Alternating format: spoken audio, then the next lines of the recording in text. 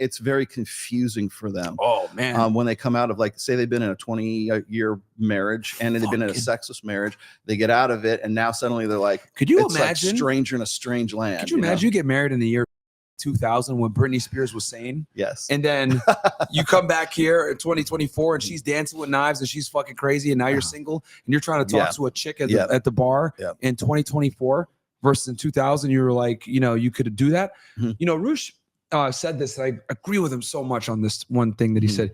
He said that the cell phone and bottle service killed night game. Yeah. And I, you know, that came back to me because we had a yacht party, like a couple weeks ago. And, you know, we had like a crazy ratio, like, you know, as much as the haters want to say there was no girls, bro, it was like 7-to-1 ratio, right? The boat was so fucking big, you just couldn't see everything, right? It was so bad. One of the girls I was supposed to meet up with, I thought she didn't show up to the party.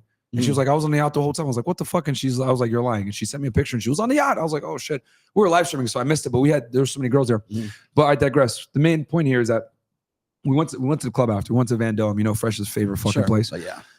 When we had the guys there, so I was like, you know what? I'll fucking go. I haven't been to a club in a very long time. And I go in there and I'm like, you know, if you don't have a section, dude, you're fucked. Like, you don't have a section. Like with the bottle service or whatever. And it's like the girls, like, all they care about is like getting into a section. Like, that's what they're there for. Right. Prestige. Yeah. And then the girls that are in a section, they're on their phones. So it's like, people don't even go to the nightclub or the bar anymore to like actually socialize. They go there. They're not there in the moment. They're there to make for content. That's what it is. Yeah. Right. Yeah. So, so I genuinely do believe in it. Then when this happened, like it reminded me, because like it's hilarious. We're sitting there waiting, right? And like a bunch of girls like just randomly walk in. And we brought like 30 girls with us too. They just walked in, no problem. We had to obviously go through and pay and shit like that. And I'm just like, oh, look, these useless get in and we got to pay. Look at this shit.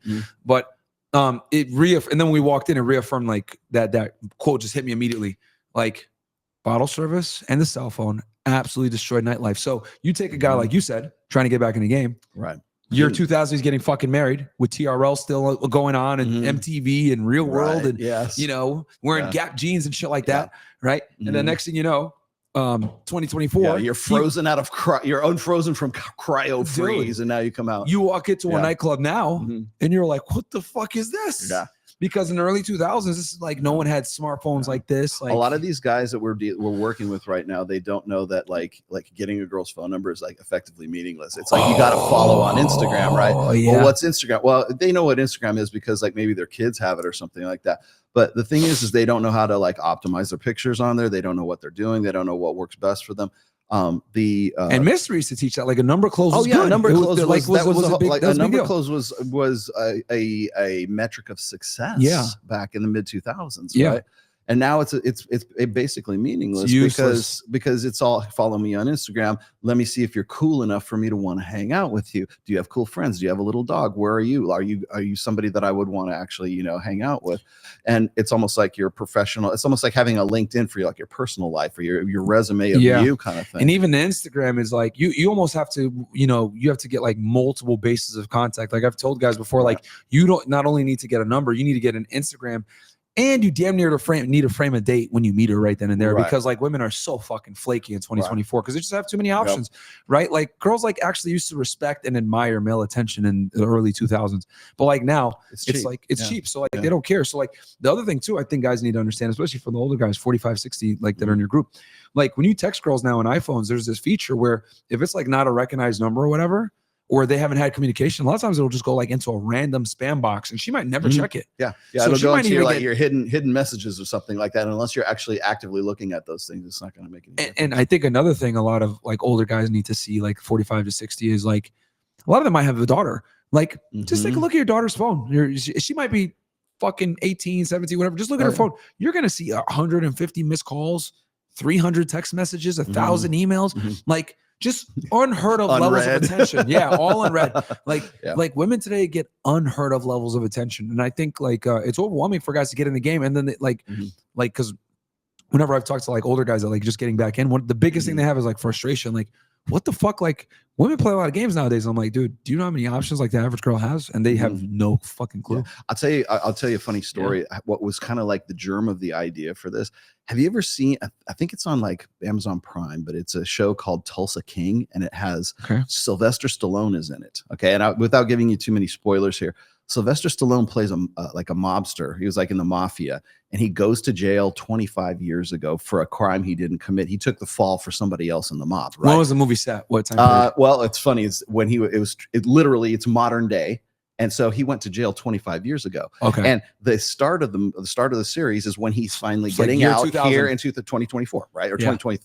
So he went in like the late 90s, early 2000s. Yeah, exactly. So 25 years ago, right? He comes out and he still thinks everything is like things are 25 years ago. Yeah. And it's interesting because like all of the things that like it sort of reminds you of all the shit that we try to go to Radio Shack. We take it for granted. Yeah, exactly. Like, what's a beeper? Right, exactly. So he's coming out. And the mafia is afraid he's going to take over like the New York thing. So they keep him in Tulsa, Oklahoma. And now he basically takes over Tulsa.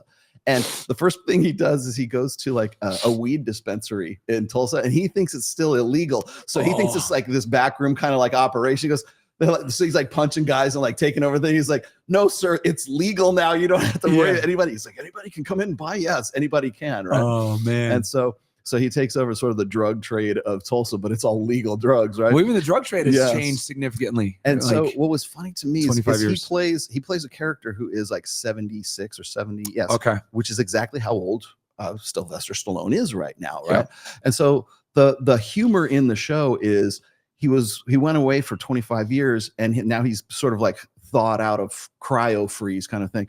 And I thought about this and I go, that's kind of like a lot of guys when they go and they've been married I've been married for 28 years, right? I'm in the red pill space enough to know, and you're around women all the time. So you know what the fuck's going on. I've worked in casino marketing. I've been wine and spirits. I'm doing this stuff with Mike and everything like that. But the thing that's funny to me is like the guys that we have that have already joined this group right now, they're like Tulsa King. Like they don't know like that what Instagram is. They don't know like how the sexual marketplace has changed, because when they got married 25 years ago, it was a global sexual marketplace or a local sexual marketplace. They come into 2024 and it's globalized. We talk about this all the time. You good guys talk about it on your show all the time. It's like you have women genuinely believe that is the root cause. They can get Drake to get him on a yacht somewhere in Miami, right? And it's not even. I think people need. I think the global sexual marketplace is literally one of the biggest precipitators of like the failure of relationships in modern day society. Yeah, because it's choice paradox is what it is.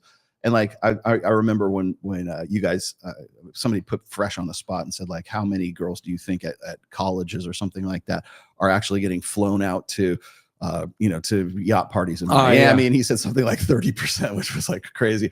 But the thing is what he should have said is it doesn't matter what the percentage is. It matters what the perception is.